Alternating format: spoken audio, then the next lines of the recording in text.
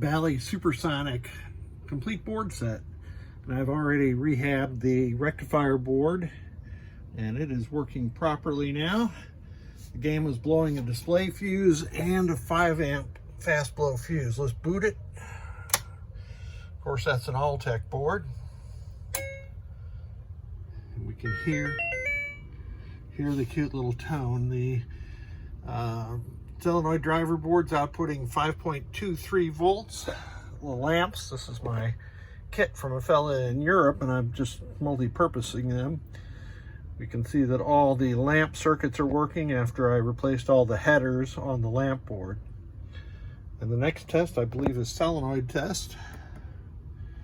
Sorry, display test. Those are Pennytech Uno displays. I love them.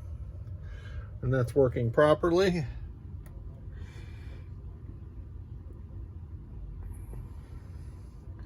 These don't go in order because Bally did something different from Stern.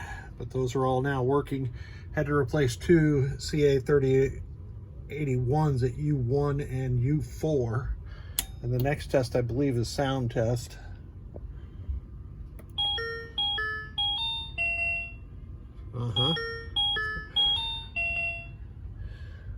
I've adjusted the output of the high voltage to 185 after replacing this trim pot, and the cap was already replaced. Somebody had replaced that.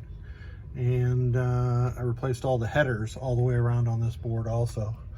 So that's it. This SuperSonic is ready to go back into action. Thank you so much.